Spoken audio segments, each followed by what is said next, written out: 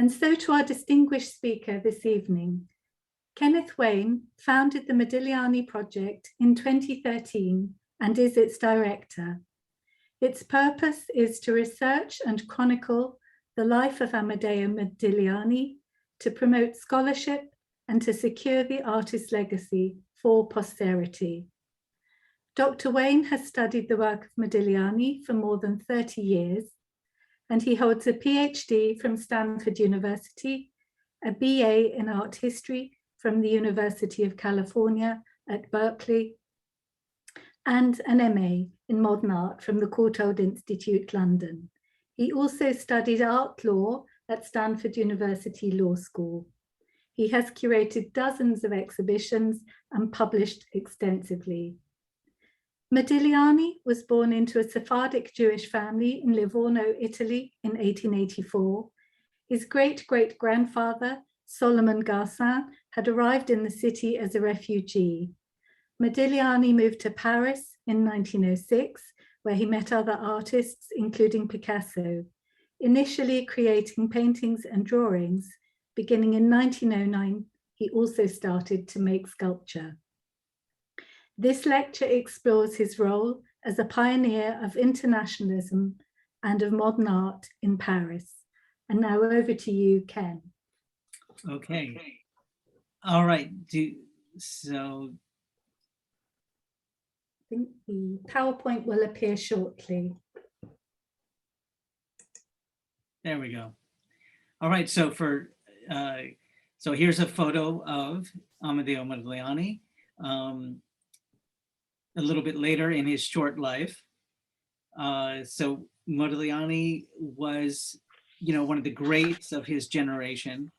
He's the only artist, aside from Picasso and Matisse, who was a painter, sculptor, and draftsman. And museums covet works in all of those media by him. So they try to collect in those areas. Let's go to the next slide. Here's a map of Italy. He was from Livorno, Italy, which is near the top there, above Corsica. That part, the top left part, right next to Pisa. So Pisa and Livorno are very close to each other.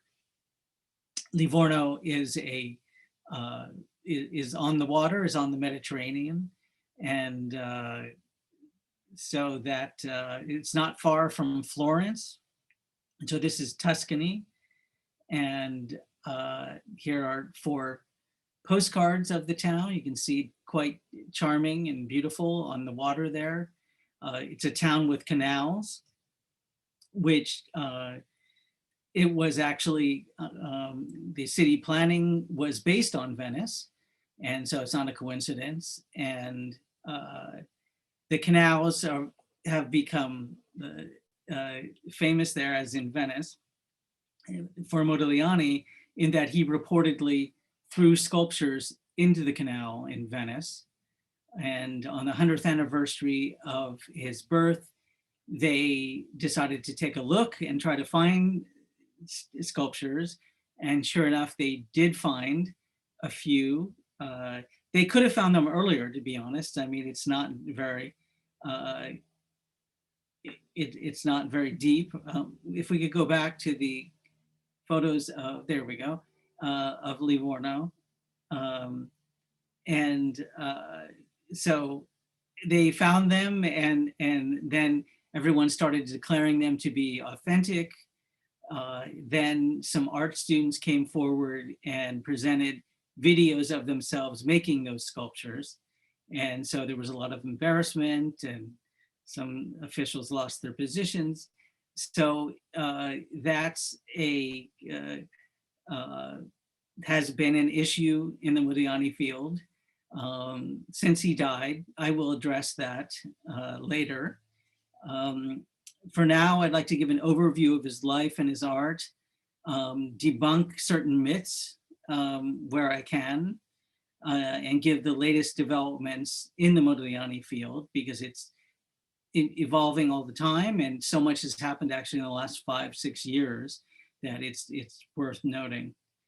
And then, as Sarah mentioned, I'll take questions at the end as well.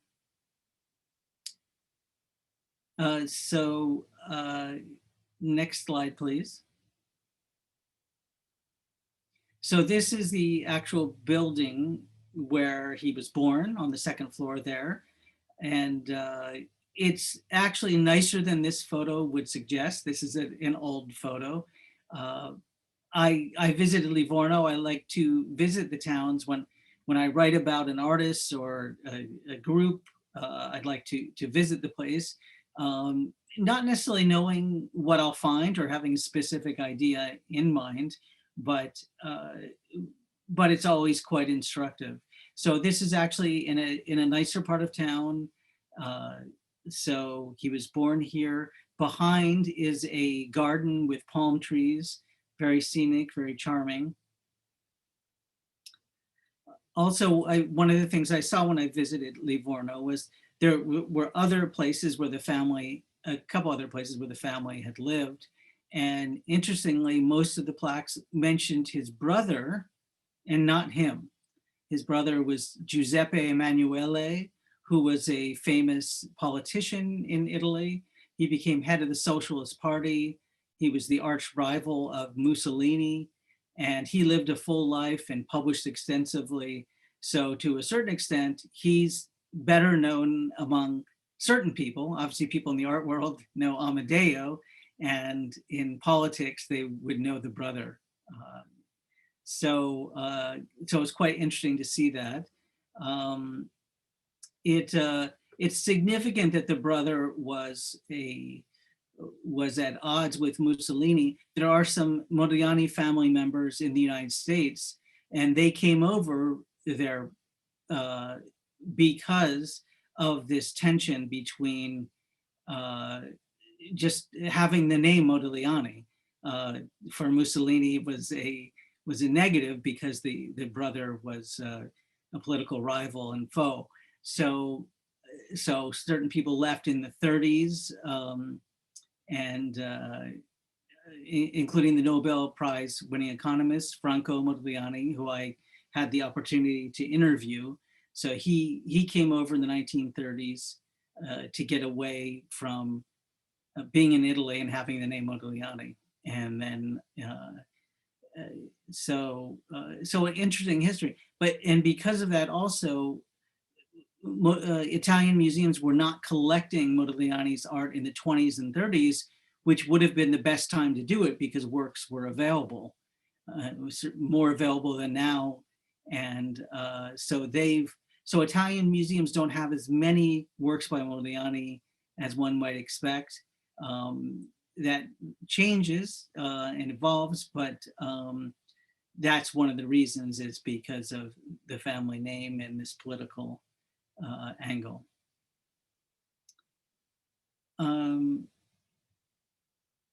Now we can go to the next slide. So here's the 18th century view of Livorno's synagogue, which was the second largest in Europe after Amsterdam's. It was destroyed during World War II. Livorno has a very significant Jewish history in background. So there's the synagogue. Also, Livorno had the second largest Jewish community in Italy after Rome. Livorno was a major center for the study of the Kabbalah, mystical Jewish texts, which we know that Modigliani was aware of. And one thing I learned when I visited about the synagogues in Italy is that all of them are Orthodox. So, there are three kind of levels or types of Judaism. There's Orthodox, Conservative, and Reformed. And so all of the synagogues are Orthodox, which means that when Modigliani had his bar mitzvah in this synagogue, he would have had an Orthodox bar mitzvah, which means that it was more involved. So there would have been more rituals and more prayers and more expected of the bar mitzvah boy. So So I mean, so he was raised in a very Jewish household. He and later, when he was in Paris, he would introduce himself as Modigliani, Jewish artist. So he saw himself as being a Jewish artist. We don't know what that means exactly, but that identity was certainly important to him.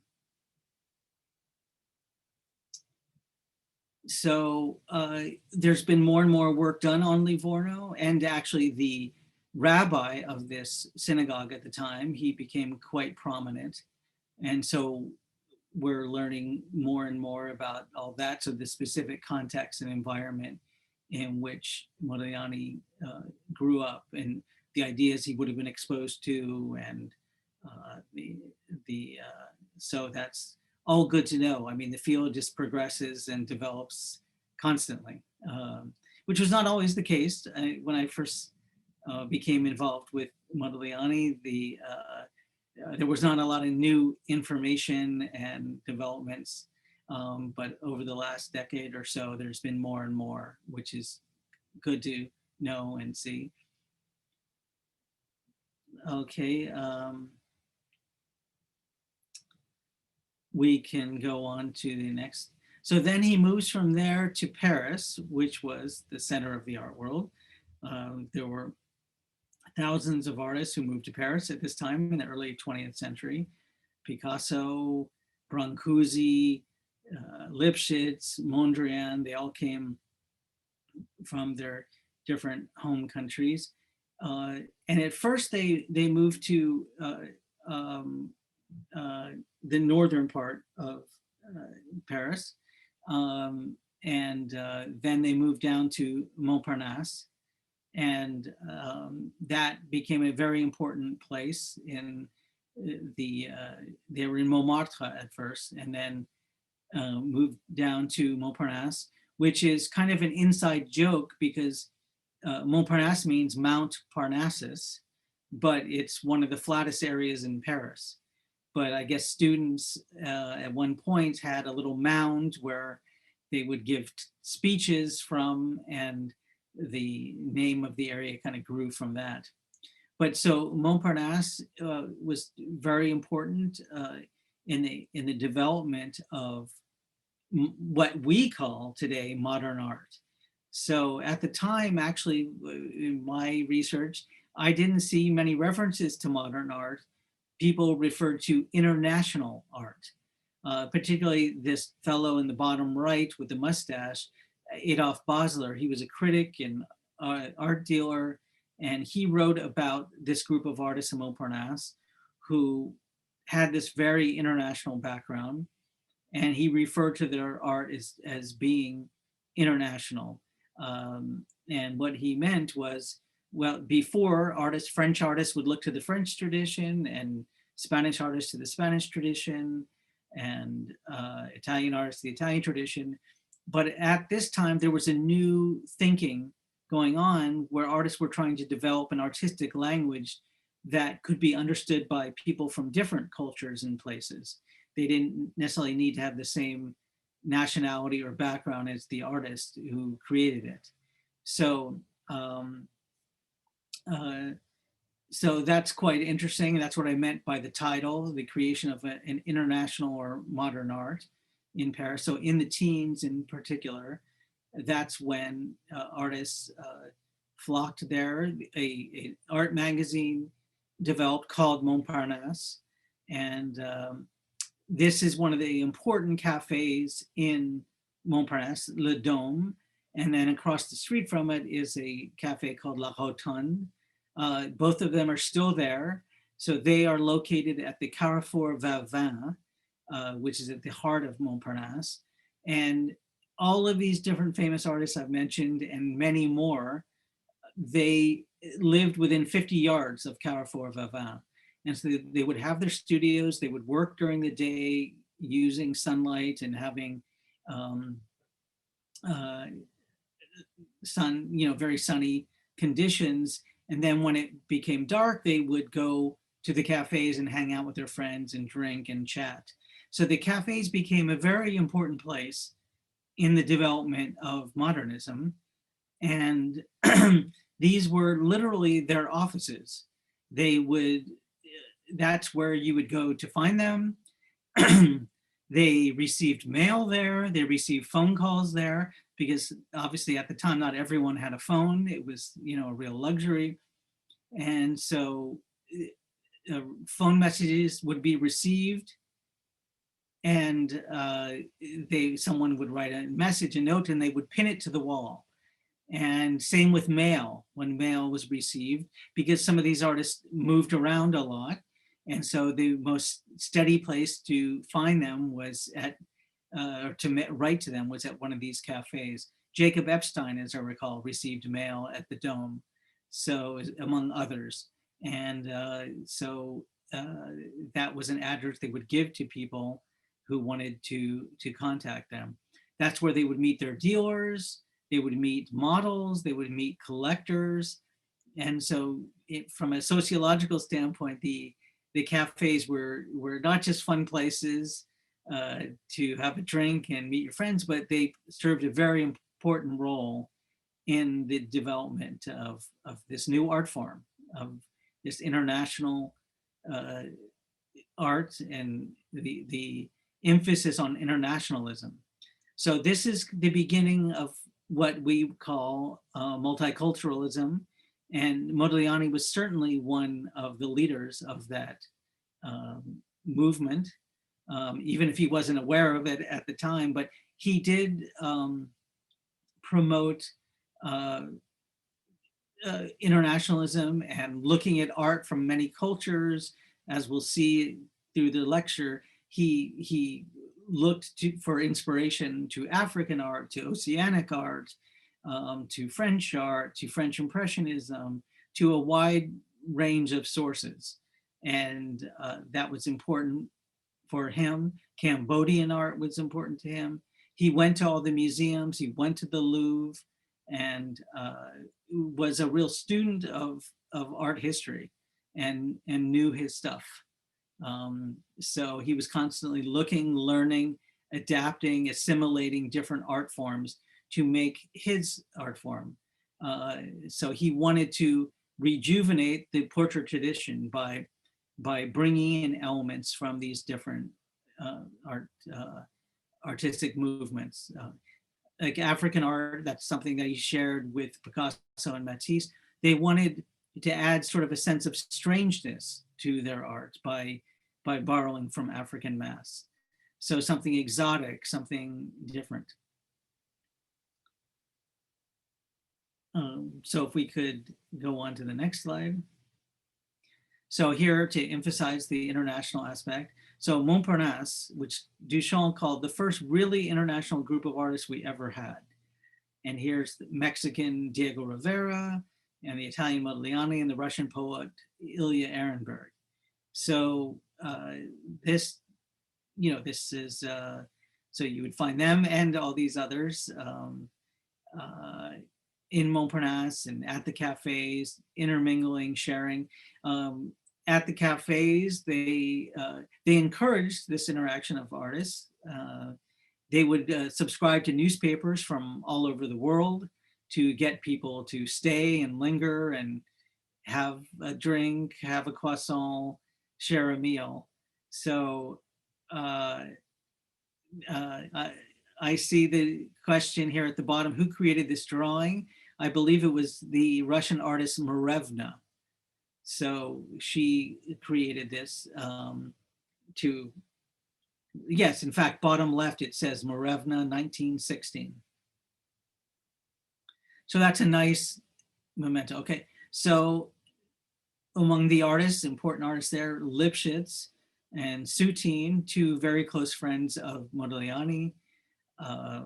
They came from different parts of what we now call Russia, the Soviet Union.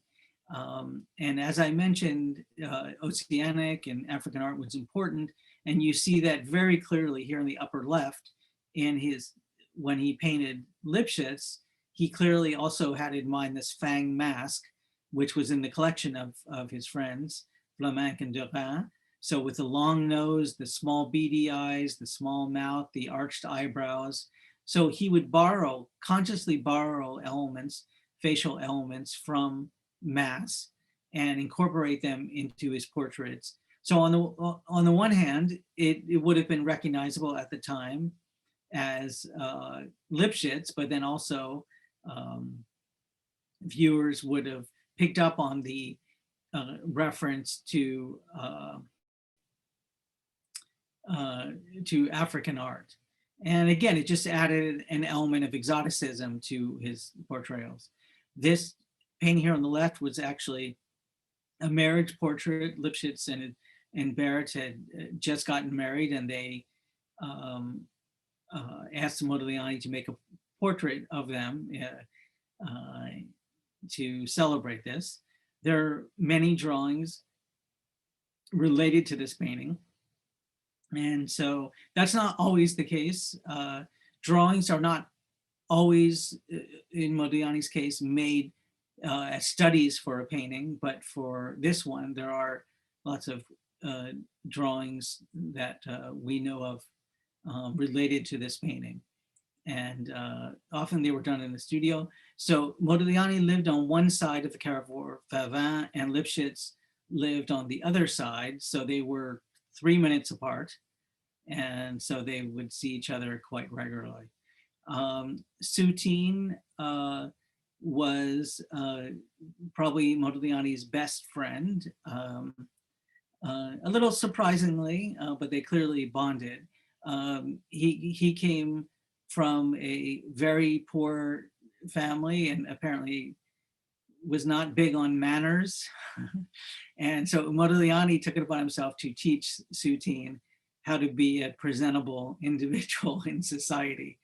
And so here's a portrait, and you see in both cases, Modigliani has written the name of the artist on the canvas. And there's been some discussion as to why he did that. He seems to have done it in particular with Jewish artists because he wanted people to know, I mean, these names would have been recognized as Jewish names. And so he wanted to kind of draw attention to that fact, it seems. So he painted many portraits of Jewish artists and others, but this was a major category of his art.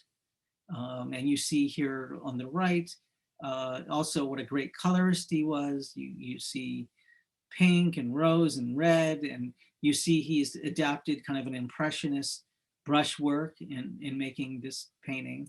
So he was very adept at incorporating these different elements. That kind of reddish brown in the background is kind of a signature element of Modigliani. And it's one thing we see in paintings regularly. That doesn't automatically mean that it's just a popular, okay, if you could please go back, yes, to that one. Next one. Next one would be good, the two Pauls, Paul Alexander and Paul Guillaume.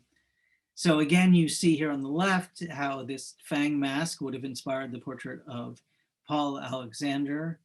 And so the long face with the pointy chin and the long nose and the small eyes and the arched eyebrows, there's just no question that Modigliani was adapting elements of African art into his portraits. People have tried to make Modigliani seem like he was the Van Gogh of his generation. Van Gogh famously sold only one work during his lifetime. This is not the case with Modigliani. And although he did live somewhat hand to mouth, he also was very popular with collectors. So Paul Alexander collected close to 500 drawings by Modigliani. And interestingly, most of these are still in the Alexander family. So maybe they've sold off maybe 10 or 15%. But in the early 90s, there was an exhibition called The Unknown Modigliani, where these drawings were shown, and there was a big publication that came out. And the family, Paul Alexander's son, Noel, was a historian. And so they reproduced all of the drawings that Alexander had bought. And they had added to the bottom of these drawings a little insignia, stamp that says Dr. P.A. That way that group of works would always be identified with the family. So as I said, a handful have made their way into the marketplace over the years, not many. Those are highly coveted. And in great part because there's obviously no question about their provenance, their background, their authenticity. So Paul Alexander also commissioned portrait paintings from Modigliani of himself, as we see here, and also his family members. So, so this was, so Paul Alexander was a financial supporter of Modigliani's work, and that was key to the artist and to surviving. As I said, this underscores that he did have collector interest from very early on. Paul Alexander went to the Salon of, I believe it was 1907, where Modigliani exhibited. And at the Salon, an artist would have their works and it would have their address. And if a collector liked what they saw, they would go visit the artist and then buy out of their studio. And there's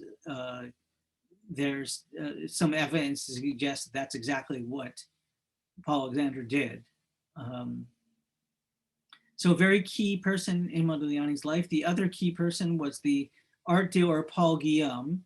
Paul Guillaume was a little genius. He was very precocious. He started to become a dealer when he was a teenager and to seeking out important people in the art world. So he sought out Picasso. He sought out the poet Guillaume Apollinaire, and he introduced himself to these people and corresponded. I mean, they lived in the same town, but they would send each other notes. And there's published correspondence between Paul Guillaume and Apollinaire. And so this has become important for the time period when judging the time period. So by the time he was 22, Paul Guillaume was representing Picasso, Matisse, and Modigliani. So he was their primary dealer, which is very impressive if you think about it. So he, as I said, he was very precocious, had important exhibitions, and was super ambitious in getting his artists well known. He arranged exhibitions all over Europe. He helped arrange exhibitions in New York, actually during World War I, including of Modigliani. Modigliani's work was exhibited in New York in 1916. So the works would have traveled, through perilous waters to come over here to New York. Interestingly, the gallery where this one exhibition took place is actually right behind my office in New York, my office building where my office is located. So it's, which is kind of fun to know. So we know the exact address where the exhibition took place. And so that exhibition where Modigliani was included was, it got attention, lots of press attention. New York Times did a review of the exhibition. I mean, today, curators and artists love having their shows reviewed by the New York Times. That started early on and with Modigliani. So he had that. The Brooklyn newspaper, Christian Science Monitor, Art News wrote about Modigliani very early on. So he was a known quantity internationally from during his lifetime. And that is important to know because some people seem to think otherwise. There's a massive biography of Modigliani by a man named Pierre Sichel, and it's incredible. I mean, he scooped up every reference that he could find in the 1960s. So this was before computers and the internet and all. And he said, actually, Modigliani did not exhibit very much, and his name was never mentioned in the newspaper. Both of those are not true. I mean, there are a lot of valuable things in Seychelles, there's no question, and there were still artists around who were alive, friends of Modigliani who we interviewed. So that biography is invaluable, but that has perpetuated the myth that he didn't exhibit much and he didn't that he didn't get much press attention. And so when I did an exhibition in big catalog, I started trying to find exhibitions, and at the time found 18 exhibitions that Modigliani had been in, and then sought out to find press reviews of those. And that all that material became very important to have and to assess his place in art and art history. It wasn't just Paul Guillaume. I think this that also is a big statement about Modigliani himself. It shows his ambition, because an artist doesn't just have a show, it doesn't just happen by itself. Someone has to help make it happen. And he was exhibiting even before he met Paul Guillaume. And again, that shows his level of ambition.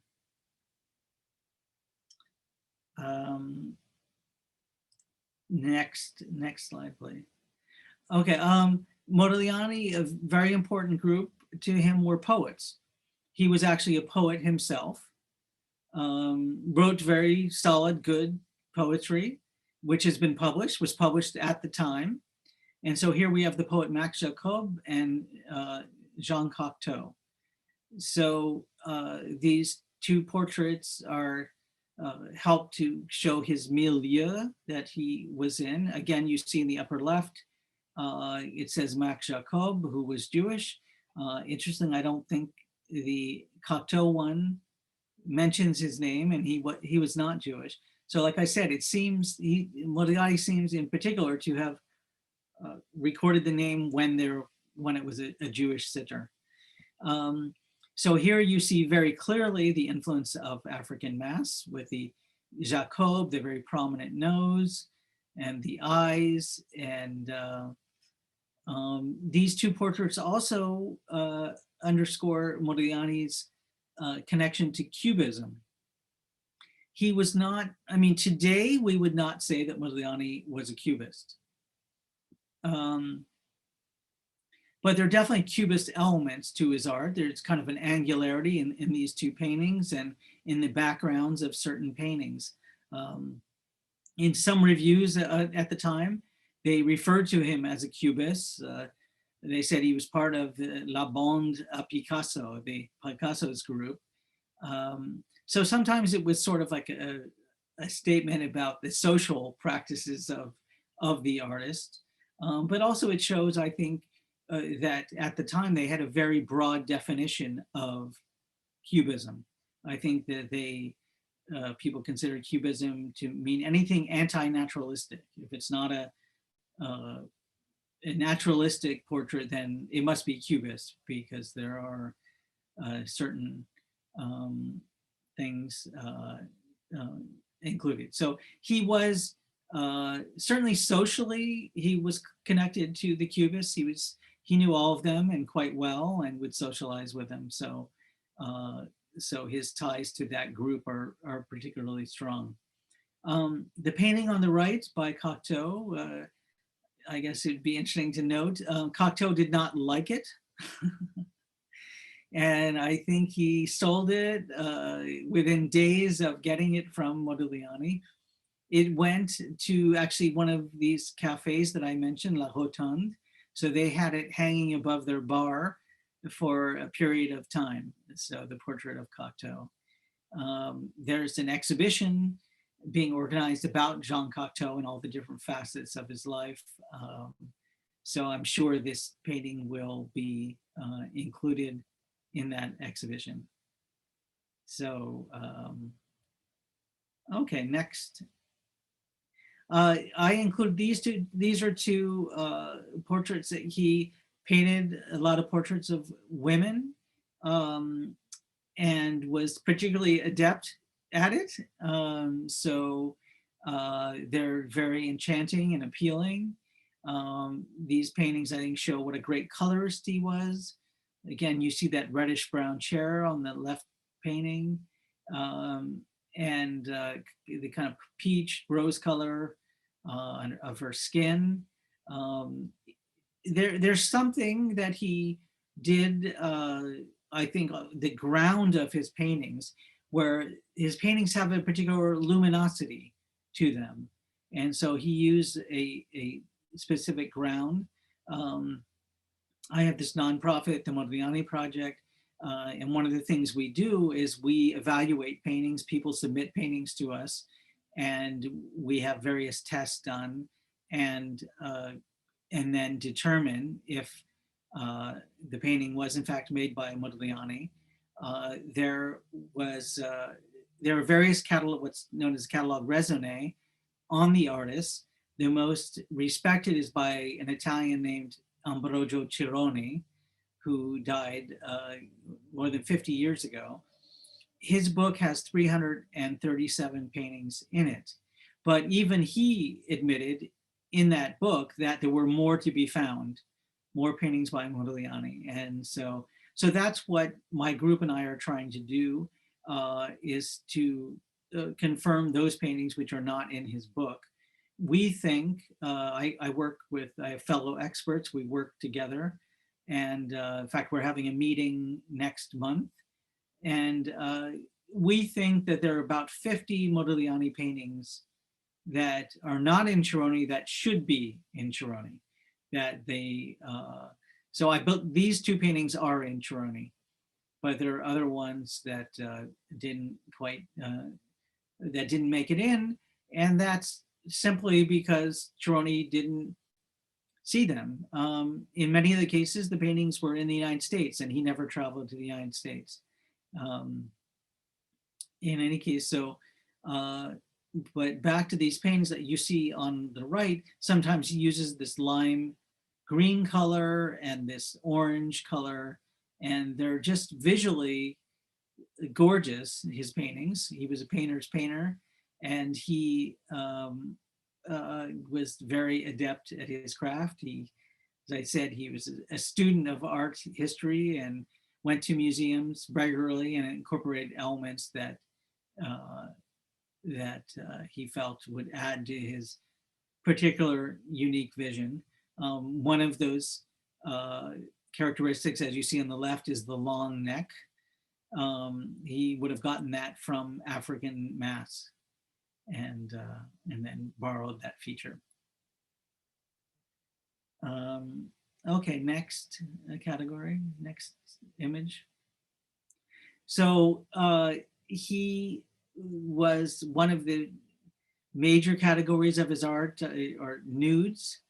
And so we see three of them here. Those are the most coveted by collectors and museums. So when these come up at auction, which is rare, they go for very high prices. In fact, one of his nudes set a record of $172 million about 5 years ago. So, and it's because there's a certain tenderness and appealing quality to his nudes, and it's not always the case. I mean, his best friend Kisling also painted nudes, and his nudes generally sell for around $40,000. So there's quite a big distance between 40,000 and 172 million. He only made about 3 dozen nudes, and they're pretty well chronicled. The one on the right, I think, is another example of his great abilities as a colorist. The reddish hair and the background, which is kind of a cloudy gray, blue, green, very appealing. And then with that impressionist brushwork, and then the skin that's kind of peach, kind of rose. It's all um, very strong work. People ask me, what direction do I think Modigliani would have gone in if he had lived beyond the age of 35? So he died in 1920 at the age of 35. And I think probably towards surrealism. I find, and particularly like in these two paintings on the left, they have their closed eyes, they're in reverie, they're in a dream state. And I find and think there's kind of a proto-surrealist quality in Modigliani's paintings.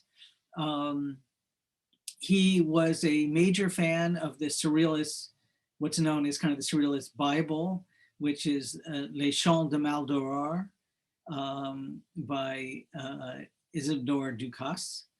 And so Modigliani carried a copy with him all the time and quoted from it. And then the surrealists, about 4 years after Modigliani died, they became obsessed with Les Chants de Maldoror, which is a very surrealist text. It's pretty wild imagery in it. But Modigliani, I think,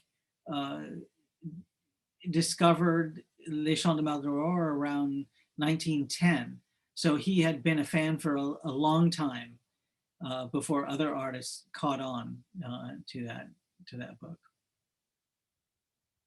So Isidore Ducasse's name was also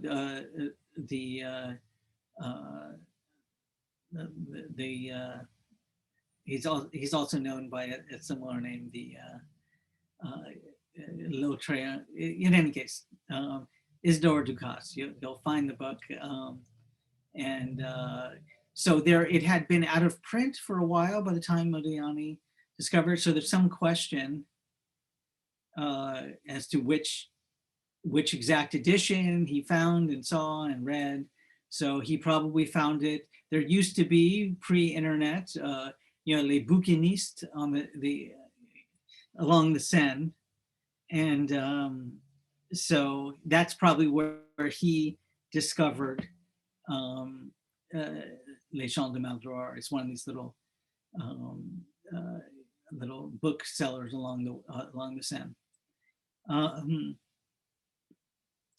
The one on the right, which is in Honolulu at the museum there, that is one of my favorite paintings. The colors are just so beautiful.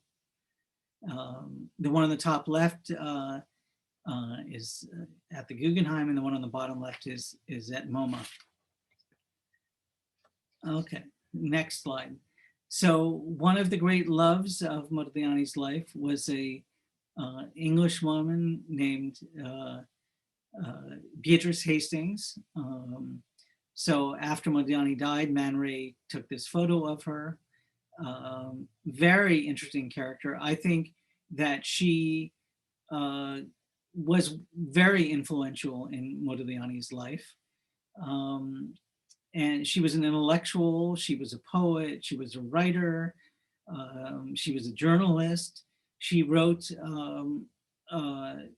Souvenirs de Paris. She lived in Paris during the First World War and wrote stories back for a London paper, and mentioned Modigliani very coyly or indirectly numerous times, but it's easy to tell who she was talking about.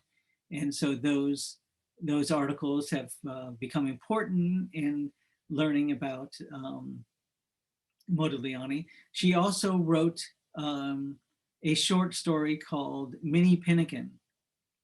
And so that was something that she wrote during their relationship. So that makes it very important. And then she did a reading from it in 1916. And so it's had this kind of legendary quality, history, reputation, but it was lost for almost 100 years. Everyone was trying to find it and to get their hands on it. I ended up finding it in, of all places, it's not in a Montparnasse attic or a provincial library, but I found it actually at MoMA, in the library at MoMA. So there was a curator named William Lieberman who had organized a major Modigliani exhibition around 1950, so he started his research in the late 40s. And so there were still people around who knew Modigliani, and Beatrice Hastings was gone by then, but the executor of her estate was still alive. And William Lieberman spoke to the executor and apparently said, "Oh, well, here's her manuscript, Minnie Pinnikin. Maybe you'd like to have this." So she gave him Minnie Pinnikin, and so it was among his curatorial papers, and he had referred to it once or twice in his writings, having seen it. He said that he had seen it, so he didn't mention that he had a copy. So I wrote to him, he was still alive, and I said, "Do you have any idea where Minnie Pinnikin is, the manuscript?" And he said, "No, I think it was on the, it was on the market at one point in London." He said, "But I have no idea." So, but he made some interesting references to it. And then I was playing around on the internet one night and saw that his curatorial papers were available for consultation. So through MoMA. They weren't at MoMA, they were in an offsite storage facility upstate. And I figured, well, catalogs have changed a lot over the years. Now we do these thick, exhaustive catalogs, but at the time, the catalogs were kind of brief. So I thought maybe there was material in his files that he didn't use that could be interesting. And so, so I went to this offsite storage facility and I got a copy of the table of contents and of the archive, and so listed among the papers was Minnie Pinnikin. And so my heart jumped. And then it said 1 page. I thought, oh, well, maybe it's just a synopsis of Minnie Pinnikin. But I called it up in any case, and I saw the librarian come out with a thick file, and it was the whole manuscript of Minnie Pinnikin. And so in my big exhibition catalog on Modigliani, I published it. And so, and it's quite interesting, very surrealist. So that kind of confirmed my thoughts that Modigliani had an interest in surrealism. So, in any case, I give a whole description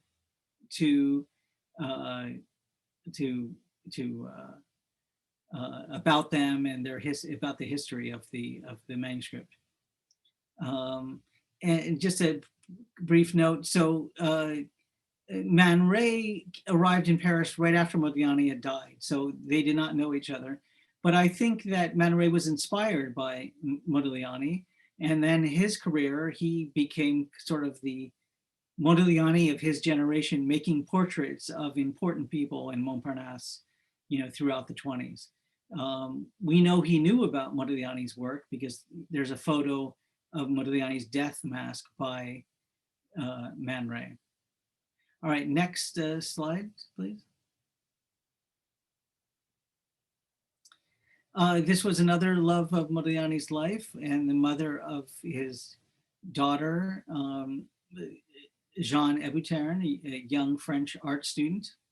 And again, you see the influence of African art, unquestionably, on the making of this portrait. I believe that he made more portraits of Jeanne Hébuterne than any of his other lovers. Okay, next slide. I just got a note that time is drawing down and I want to be sure to leave room for questions. So I'm going to speed up a bit here. And another major category of Modigliani's art are his portraits of children, which I think are incredible. They're very majestic and very noble. He raises children to the status of kings and queens by doing large-scale portraits of them, and including of this little peasant, which is at the Tate Gallery in London. So, and was clearly inspired by Cézanne, that Cézanne blue. And so there are those, that's a category of his art that's well known and also coveted and sought after. Basically, there's a hierarchy. The nudes are at the top, portraits of women, then portraits of children, and then at the bottom are portraits of men. And that's not to say that they're not good, but those are less coveted by collectors and museums. Although all these three are, well, the one on the left is considered one of his greatest portraits. Okay, next. So the last painting that he made was of a young girl, Paulette Jourdan. And I lived in Paris in the early 1990s and mentioned to people that I came across that I was interested in Modigliani.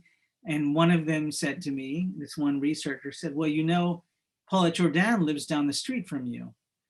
And I said, she's still alive? I mean, this was 70 plus years after Modigliani had painted her, 73 years, as you can see. And in fact, there were other people who Modigliani had painted, and so who were still alive. In any case, I looked up Paulette in the phone book, and she was there. And I called her up and said who I was, and could I come over and interview her? And she said, sure. So I didn't even take a subway. There was no point. She lived, like, a couple hundred just yards away. And as you can see, she had photos from the great period of Montparnasse behind her in her apartment. You can see she's holding her hands in the same manner. She was an artist model, became an artist model, and worked for Modigliani's Dior, Swarovski, and then she became a gallerist herself. So interesting figure. So you can see she has her shawl over her shoulders, and she has a similar posture as in the painting at the left. This painting actually of Paulette sold recently in New York at Sotheby's and went very high. I know the family, and so I emailed them right after the sale to tell them that it did very well, and they were pleased. They weren't selling it, but they just liked the fact that there was interest in the portrait of their relative. Okay, next slide.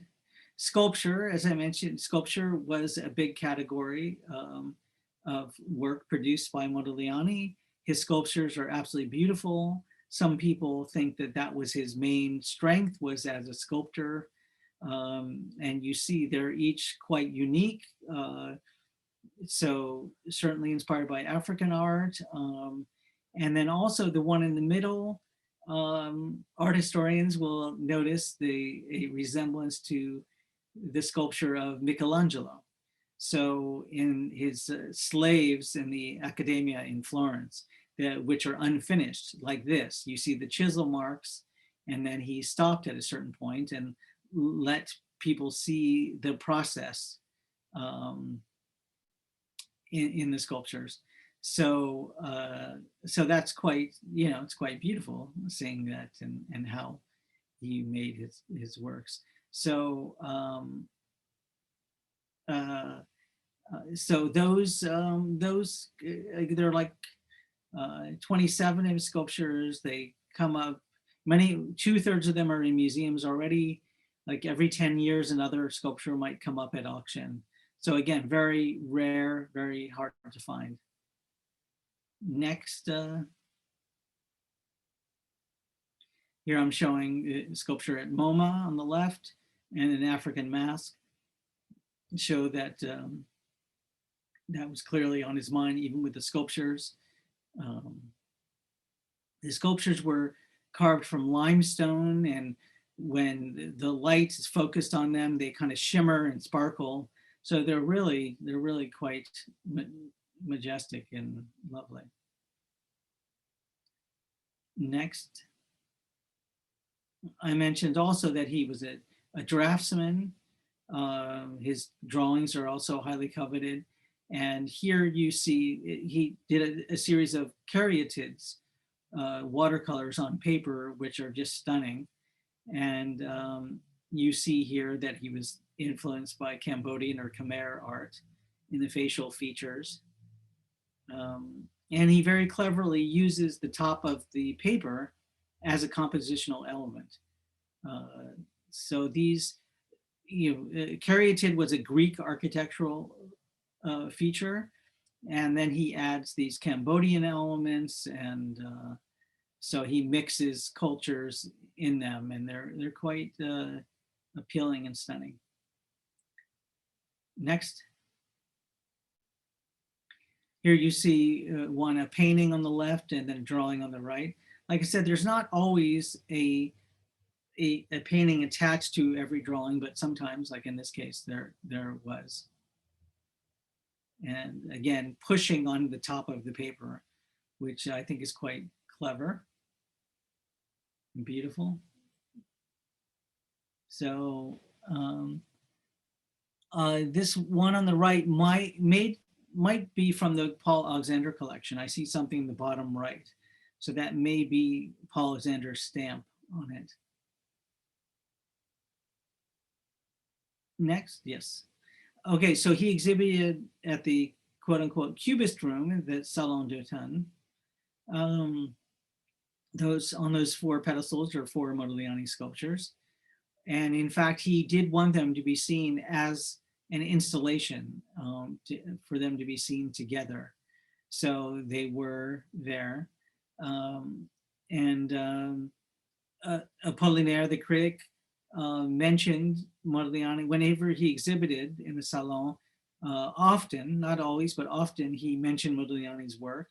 There were thousands of artists exhibiting at the salons, and so not everyone could be mentioned, but he definitely took notice of Modigliani's work. And so Salle des Cubistes, Cubist room. Okay, next slide. And here's an article,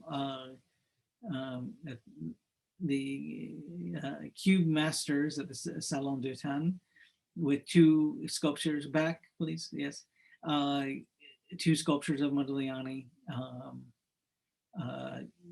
The one on the left actually was lost it was lost to experts for about 100 years. And so, there's a story. I know we're very short on time, so, but in any case, it was unclear what happened to that sculpture. It was bought very early by a private collector and stayed in his family until fairly recently, and then his descendants sold it at auction. So in any case, so they don't even mention Modigliani's name. So basically one would learn about this important feature if you recognize the art of Modigliani.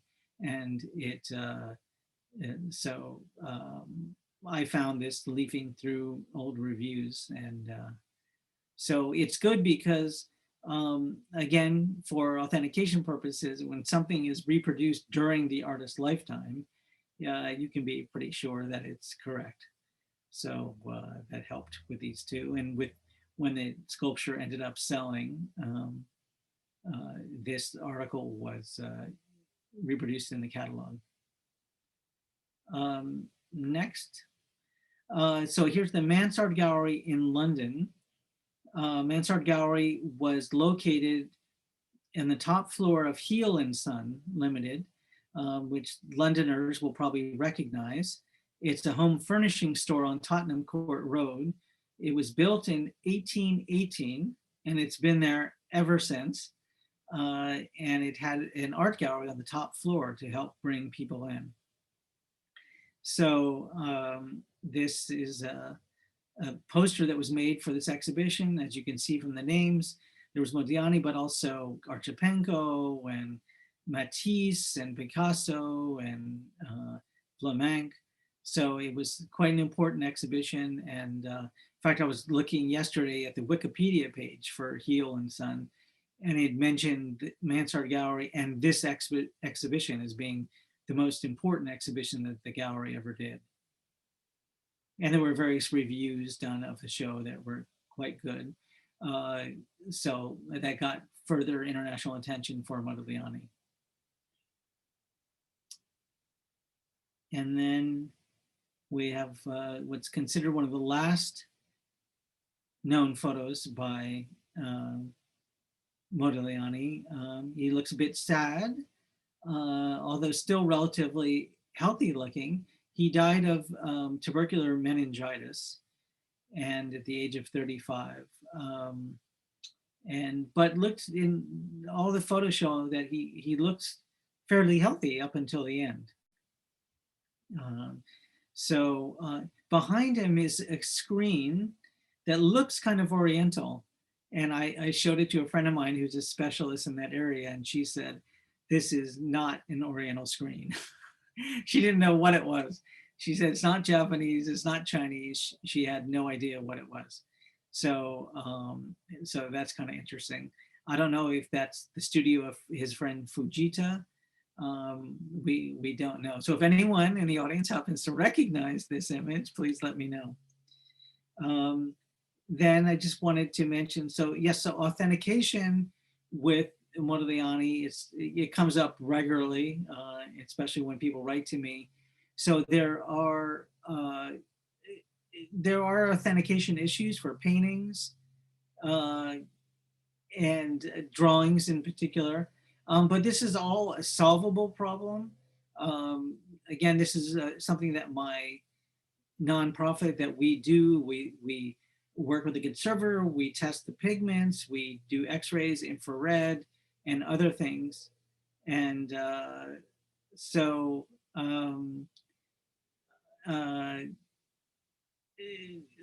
and we learn things. And this conservator we work with produces a report of 40 to 50 pages on what she finds. And also we just, through our experience, there's certain things we want to see and there's certain things we don't want to see in a painting, red flags. But we learn more and more and more research is done. And like I said, I think it's solvable. AI has started to become a tool, particularly for the drawings, artificial intelligence. So, and there are other tests that can be done that help in studying Modigliani. And with that, I think I will start to take questions.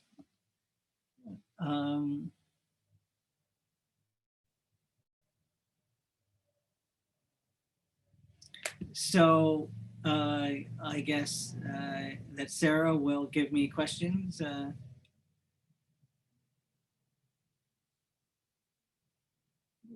To take from the audience. I apologize, Sarah, that I ran over.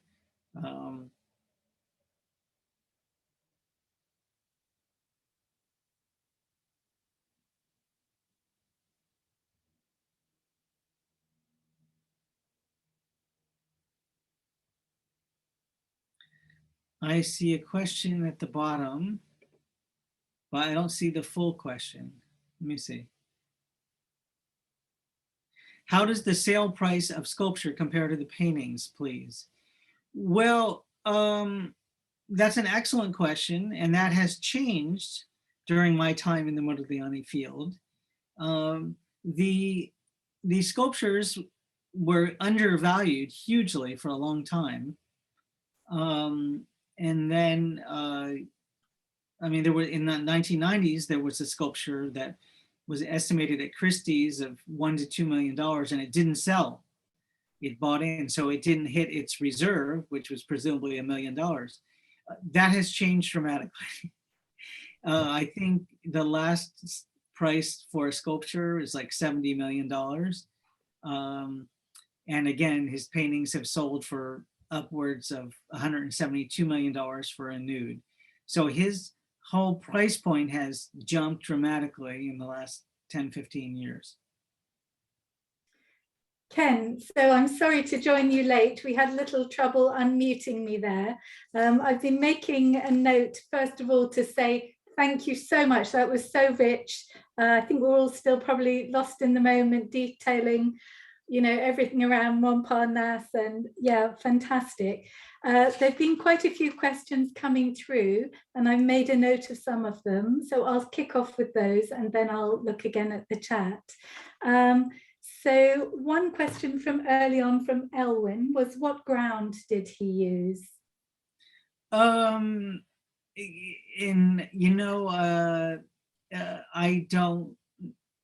can't necessarily speak to that. I mean, that would be a question for the conservators that I work with. I mean, if you mentioned a couple of different types, I would recognize them, I'm sure. I mean, a simple answer is that he would use a white ground or a gray ground on his paintings. And very sophisticated. When I hear from conservators that the main thing they say is that clearly he was very knowledgeable. He had studied in Paris at different academies, and so he was knowledgeable about materials and how to create, make things pop, make them richer. He would use complementary colors to make them really vibrant, to make elements very vibrant. But he had basically a classical background in his training. And so he would make underdrawings for his paintings and build it up from there.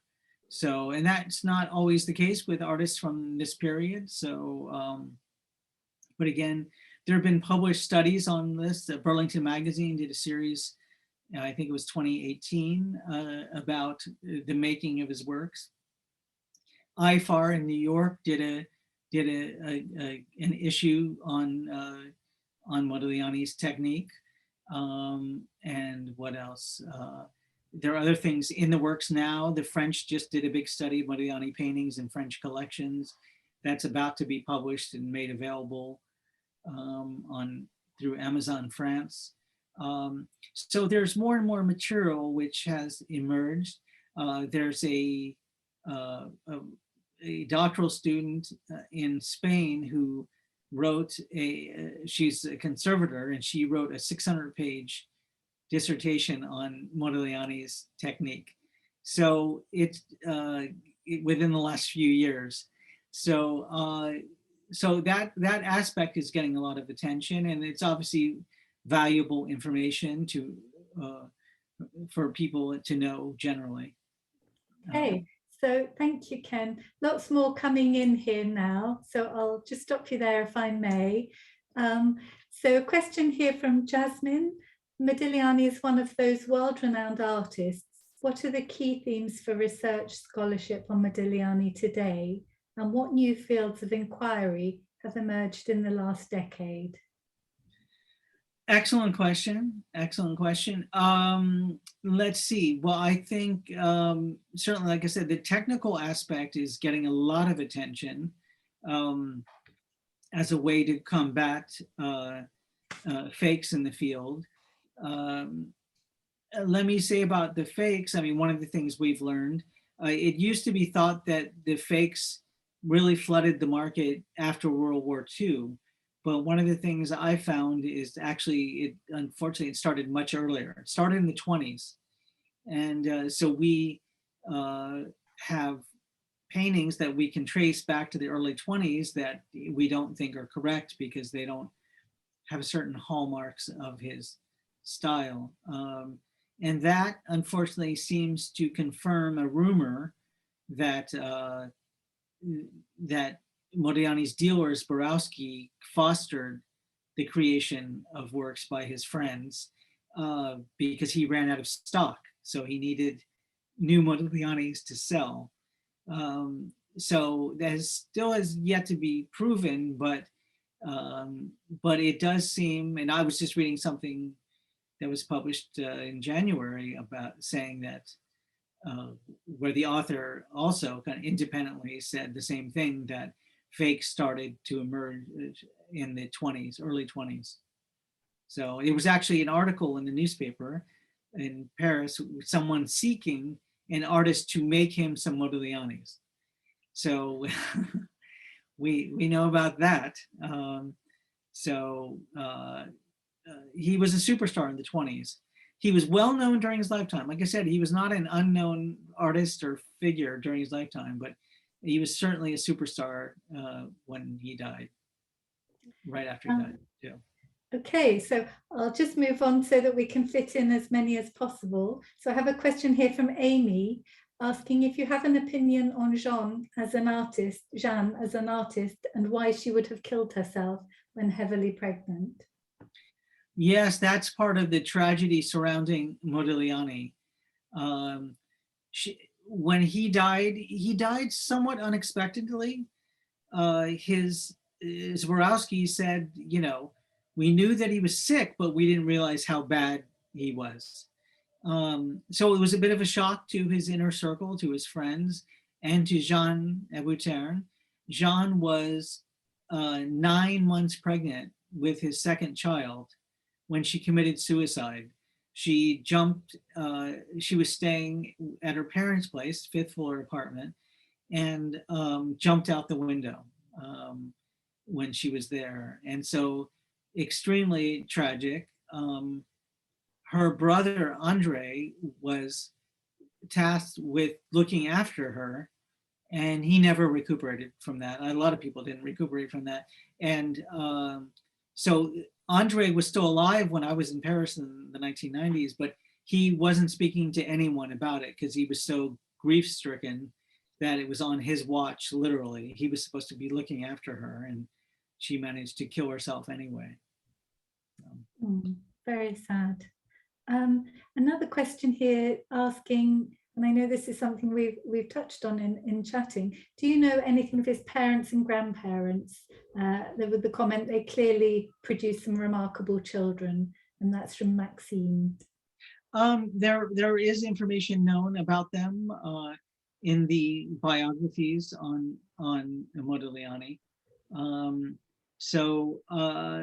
Yes, I would say one should look up I mean, that's a big topic, so probably the best thing is to get one of these biographies. This Sichel or Meryl Seacrest, one of the great biographers, she wrote a book on Modigliani, so there is material on them.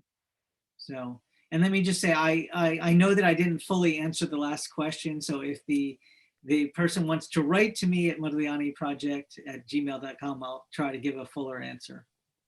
That's very kind. Okay, so I have another one from Miriam, thanking you for the fascinating lecture. We have many of those, of course. And could you tell us a bit about Modigliani's relationship with the Russian poet Anna Akhmatova and her influence? That is an excellent question. So he knew Anna Akhmatova. They were reportedly lovers.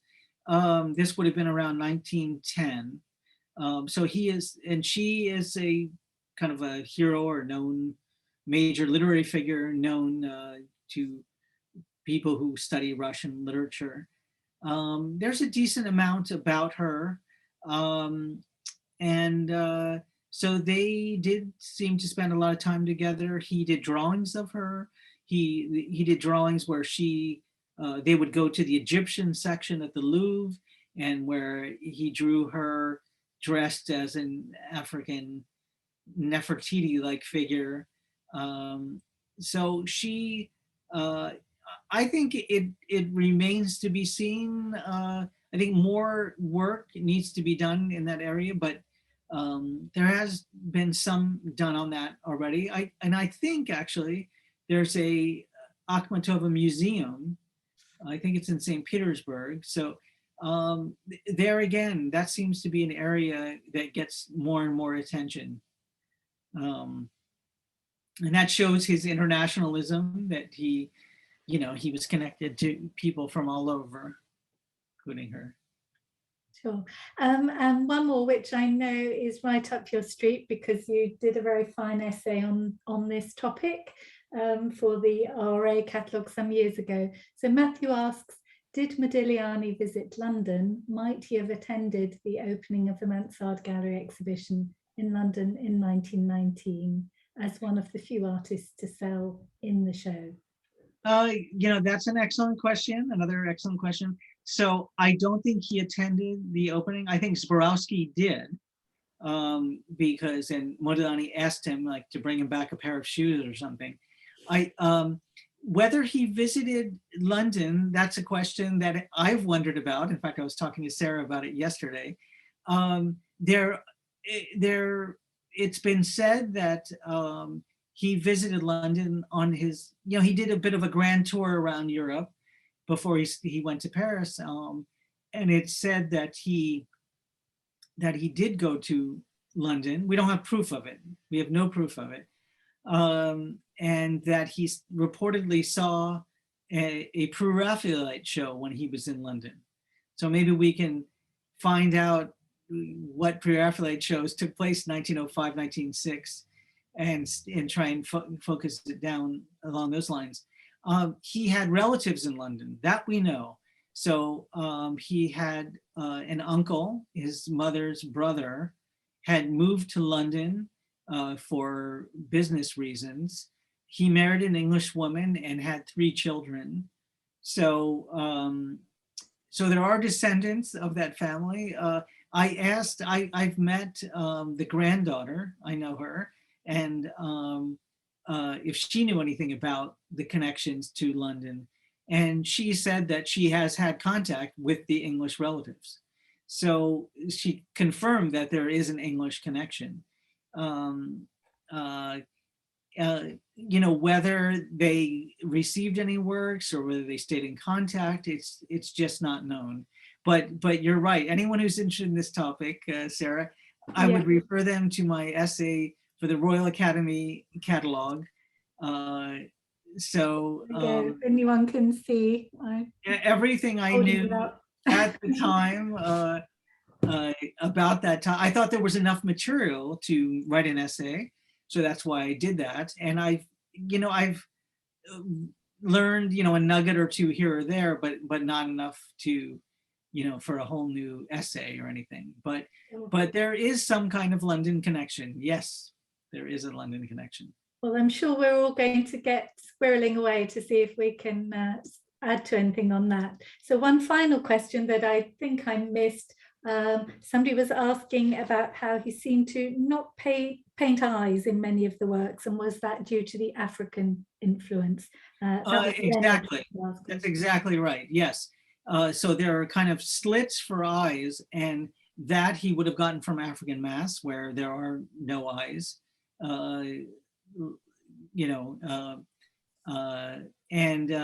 So again, borrowing from African art, trying to make it mysterious and exotic and different, his paintings.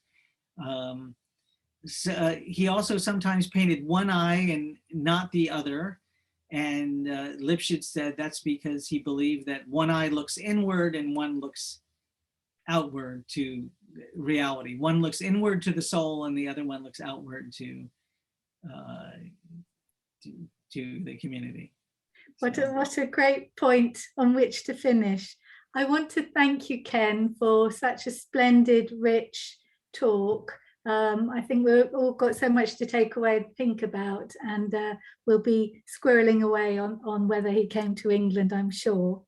I wanted to also apologise for the slight late start at the beginning, and to send huge thanks to our colleague Reka behind the scene, who you can't see, but has been running the technical side and dealing with a number of hitches that we had with great skill and calmness. So we thank Reka very much.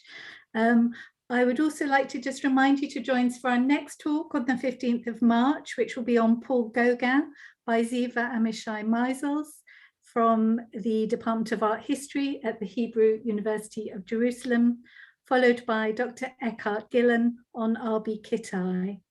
Until then, thank you again to Ken. Stay safe And please continue to enjoy our virtual museum at benuri.org. Thank And you and good night. Thank you. And just to say, feel free to write to me. My address was modiglianiproject@gmail.com was listed at the end there. So I get inquiries regularly about Modigliani. And there's huge thanks coming in, Ken. Lots of appreciation. And if we get in any inquiries, of course, we'll pass them on to you. So thank you once again, and hope you enjoy the rest of your day there in New York. Okay, thank you. Okay, thank you, everybody. Good night.